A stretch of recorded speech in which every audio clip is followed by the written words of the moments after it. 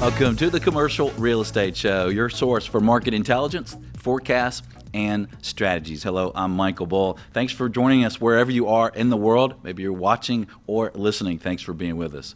Well, today we have an incredible topic for you, and I think it's very timely where we are in the cycle. We're going to talk about financing, and we're going to talk about debt. You know, it's amazing how much impact debt and financing can have on your business if you run a business or on commercial real estate. You know, if you think back at the height of the recession, or for many years around the recession we just went through, if you operate a business, it was hard to get financing.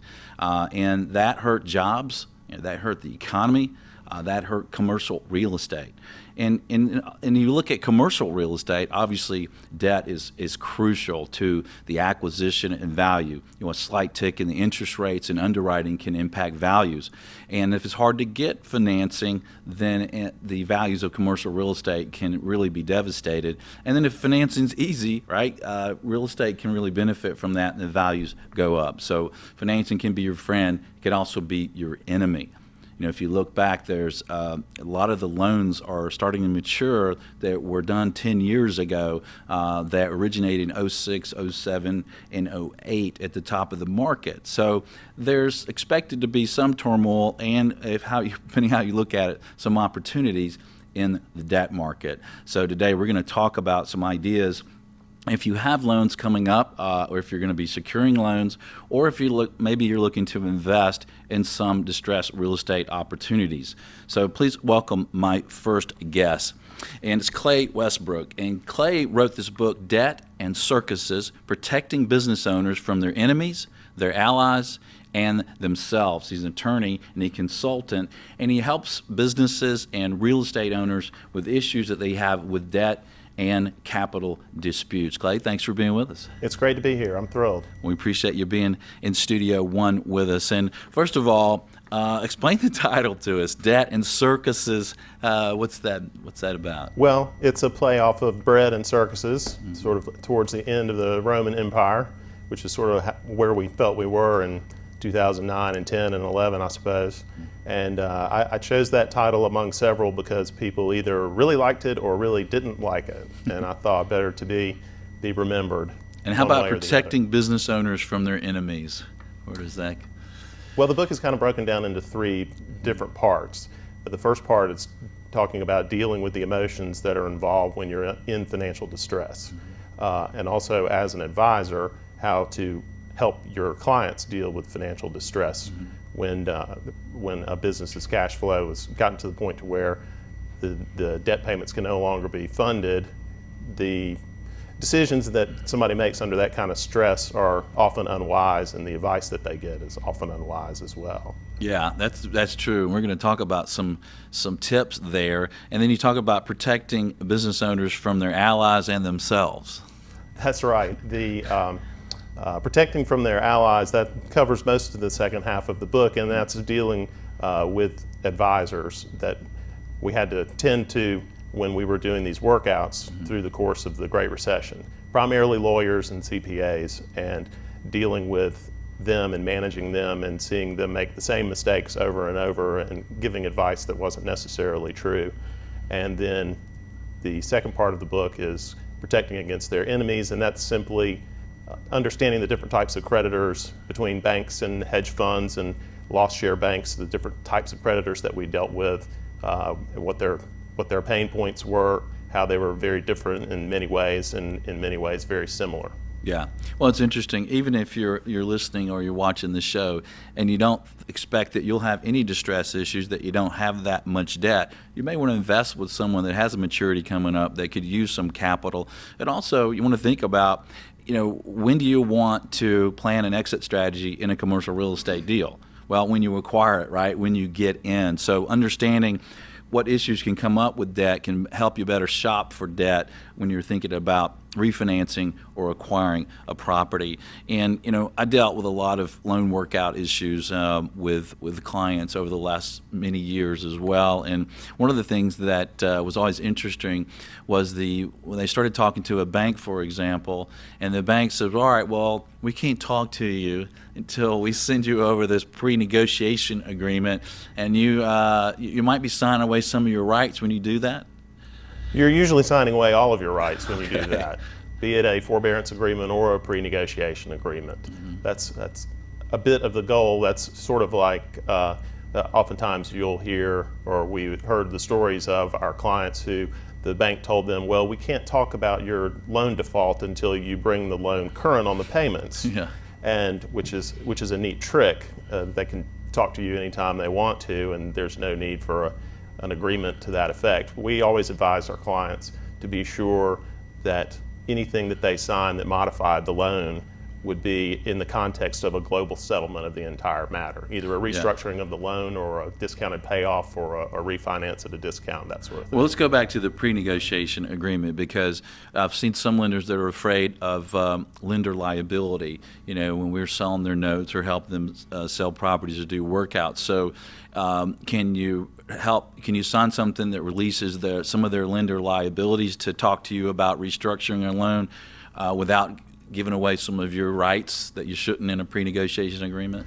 Well, let's just say that those agreements should be carefully considered and negotiated, and you need to make sure that there isn't anything in those documents that's modifying the terms of your loan documents. Yeah. And with experience, I can give good advice on things like that. You definitely want to seek the advice of your lawyer before signing anything. But in our experience with over 100 workouts through the course of the Great Recession, we did not have a client sign a single pre-negotiation agreement or forbearance agreement. And the lenders still talked to you and worked on things? And we still worked out most all of them, yeah. That's interesting. So let's talk about the forbearance agreement. And if you're just tuning the dial around the stations and tuned in, a forbearance agreement is an agreement between a lender and a borrower to maybe extend the term or do something to adjust the original loan documents so that they don't foreclose and you keep the loan. But there can be some issues in these forbearance agreements, right, for borrowers? Well, over and above the waiver of any potential lender liability claims and any prior defaults and admitting liability, you have the issue of you're going to have an issue. It's all right. I lost my train of thought. So I can just ask the question again. Okay. And then we'll cut it back in. So there can be some issues for borrowers in these forbearance agreements, right? Well, in addition to the waivers of liability, you have to pay very close attention to what exactly the term of the extension is going to be. Right. It needs to be a term that will enable you, based upon the assumptions that you're making about the local marketplace, to be able to get out of your existing financing in a reasonable time period that doesn't constrict you in terms of how the credit markets are looking at that particular time. Well, that's a good point, because I've seen some of these forbearance agreements that are 12 months, and you're giving away some of your rights in this forbearance agreement as a borrower, and you're saying, oh, I'll have this worked out in a year, and sometimes that's not really reasonable, is it? Borrowers are always, business owners and entrepreneurs in general are always more optimistic than they should be. And maybe that's just the former lawyer in me talking. But 12 months is really not enough time to get hardly anything done, especially when the market is in flux like it's going to be when you're in a distressed situation like that. Yeah. And one of the tips I'd give listeners and viewers, and if you're having a maturity coming up or you think you might have a default, is to really start early, way early in contacting them. And Clay, how do you get their attention though? Let's say that you're current on your debt and you have been a good borrower, but you've got a maturity, you're going to be upside down, there's going to be a problem. How do you get their attention? Well, it depends on the time. Should you stop paying, for instance? Well, stopping paying is sometimes the best and only option, depending on the term of the loan, what remains on the loan. First of all, if you have the ability to pay, then you should pay. Okay. And we saw a lot of people make tragic mistakes trying to get a deal. And you mean the ability to pay inside of that project, right? Not maybe out of your own private assets at times? That's correct. Okay. Feeding a loan is almost always a bad idea, meaning if you're a personal guarantor and a property is not cash flowing, to continue to add more of your own equity into it in an effort to keep it afloat. That makes sense in certain instances when you have a short time frame between now and the maturity of the loan. It's going to go into default anyway, and that a maturity default is a more passive default than just simply not paying.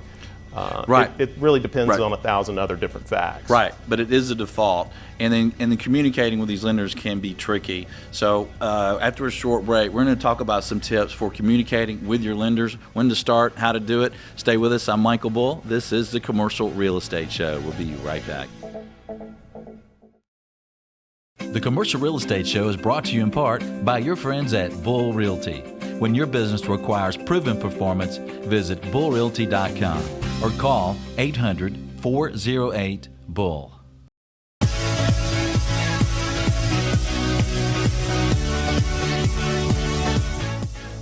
Welcome back. I'm Michael Bull, and this is the Commercial Real Estate Show. Today we're talking about debt issues, borrower and lender issues with Clay Westbrook.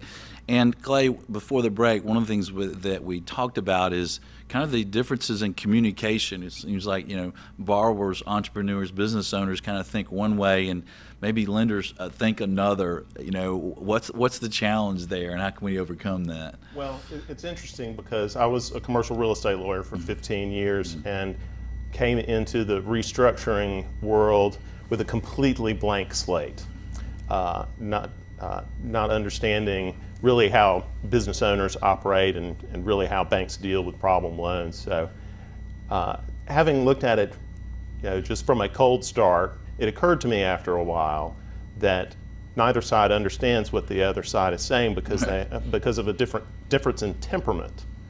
The person who works at the bank or a financial institution or a large hedge fund who used to work at a bank has a more bureaucratic mindset, and it's a large organization that favors process over substance. Make sure that everything on the checklist is satisfied, then we can do a deal. Whereas the entrepreneurs, they're business owners, and they're always taking chance. Right? Yeah. Well, they're taking chances. They're not afraid of taking chances. They're somewhat conflict averse, but they much more favor substance over process. And so the business owner, the real estate developer, doesn't understand why we can't just get in a room and hammer out a deal. Yeah. And it's a process of educating the lender as to the true financial situation on the ground, because 99 times out of 100, when a loan goes into default, the bank has no idea what the financial state of the borrower and the guarantor are, even when they're supposed to. Even when there's regular financial reporting, it usually comes as a complete shock that the loan is going into default. So shaping that communication is the most important part about getting a restructuring done. Right, and because the bureaucracy, I can say that word. The bureaucratic mindset. There you go. I think as a borrower, and a lot of my borrowers I worked with, and even myself as a borrower back in the day, when I had a challenge with a lender, you don't understand as a borrower why won't they, they've got a maturity default, let's say, and you're perfect credit and perfect everything, and they won't extend it. Or maybe you don't even have a maturity default. You just have a loan to value issue, and you're a perfect borrower, and the lender is threatening to foreclose on you. You're like, what the heck, guys? Don't you have bigger problems? But they also have their challenges, right, with their boss and with their regulators. That's correct. Yeah. And it also depends on the history behind the loan. Mm-hmm. When you have a lost share bank situation, such as when Wachovia was acquired by Wells Fargo, the FDIC's charge to Wells Fargo with respect to all the Wachovia bank loans was liquidate all of them. Mm-hmm. And furthermore, do not attempt to establish a business relationship with any of these distressed loans that we're basically selling to you for pennies on the dollar to try to maximize our return and your return. Yeah. So in each case, you have to do a lot of research to figure out what strengths, weaknesses, and pressure points a given lender may have that may enable you to get a deal, or in some cases will be a serious impediment to getting a deal. Yeah, that's a real good point. One of the things that we used to do and have done in this situation is just check out the strength of the bank and what are they going through, what kind of pressure are they under, what do they have the ability to do and not do. And one of the things I was reading in your book that I thought was interesting that I wanted to ask you about this. When should a borrower be afraid of lawsuits, and when should they not? When might it be their friend? Well, I don't think that anyone should ever be afraid of lawsuits, but almost everyone is, and naturally, it's very unfamiliar territory for most people, the overwhelming majority of people. But when you're evaluating your options, sometimes a lawsuit is the least bad option. If the only sorts of settlement agreements that the creditor will agree to are going to drive you into bankruptcy, then what choice do you have? Then a lawsuit sometimes serves the purpose of simply delaying the process while the lawsuit is pending, and during that time period, something good might happen. Yeah. Values may recover, a new equity investor may be found, the underwriting could get easier such that you can get a takeout loan. It's always better to fight another day, and the important thing about being able to fight another day is you can't fight another day unless you have cash in the bank to fight, because available cash is what you're going to need in order to fund the legal battle. Right. And while the legal battle is unfolding, we can continue to try to communicate with the bank to say, here's the situation on the ground. And I like to say our philosophy is to convince the creditors that, one, we're telling them the truth, we're giving them the true picture, and secondly, that we're not going to give up. Yeah, because the lender thinks you're just lying, right? They always operate, and rightly so, I think, under the assumption that you have a duffel bag full of cash right. Stashed away somewhere to pay the loan. And you're going to have to deal with a lot of high pressure collections tactics when you get into these situations. And you have to understand that you're going to be called a scallywag and a reprobate and somebody who doesn't pay their debts, regardless of the situation. And the reason that creditors and collection agencies will do that is because it almost always works. Yeah, right. And that's one thing you have to be ready for if you have a problem debt coming up, right, is that they are going to try to work you mentally, and you got to be prepared for it. That's right. And if you're an advisor, you have to mentally prepare your clients for that as well. Right. And when should a borrower consider bankruptcy or not consider, or maybe some examples of that? Well, I think that bankruptcy should be considered in every distress sort of situation. Whether it's an answer or not is a different matter. Okay. However, when you have a cash flowing property that meets various criteria such that you have a fighting chance of getting a Chapter 11 plan approved or a settlement to that effect approved, then bankruptcy is on the table. If it's a piece of land or an empty building or a pipe farm that generates no income, then bankruptcy's off the table. Yeah. And we never approach these, we approach these for the client in terms of keeping them from having to file personal bankruptcy, Chapter 7. Yeah. We've done some personal 11s, but we analyze it from a bankruptcy standpoint to see if that's a viable option. And if it is, we plainly inform the creditors of that fact, and they can either choose to believe us or not. Right, so it's a tool in the negotiation. That's right. But it's a very expensive process, and it's, you want to enter into it at the right time and really only as a last resort, because it's going to be an expensive process to go through the bankruptcy. But in many cases, it will. About 20% of our cases went into Chapter 11, and all settled before a plan was approved. All right, that's interesting. And I like your tip about in the book about getting your advisors together. Someone like you that consults companies on debt and real estate owners, also your attorney, and have a team that's really familiar with these issues. Clay, thanks for joining us here in Studio One today. We appreciate you being with us. It was my pleasure. I hope to return someday. Well, and next, stay with us. We're going to have Ann Hamley, and she's a consultant for CMBS borrowers. So she's a borrower advocate that specializes in CMBS loans, which can sometimes be more difficult to work out than even bank loans. Stay with us. I'm Michael Bull. This is the Commercial Real Estate Show. The Commercial Real Estate Show is brought to you by Bull Realty, Asset and Occupancy Solutions. Xceligent, building data everywhere. CCIM Institute, the industry's global standard for professional achievement. Valuate, easily share what-if analysis with colleagues online. And First Service Solutions, your CMBS borrower advocate. For more information on how these businesses may be of service to you, visit creshow.com.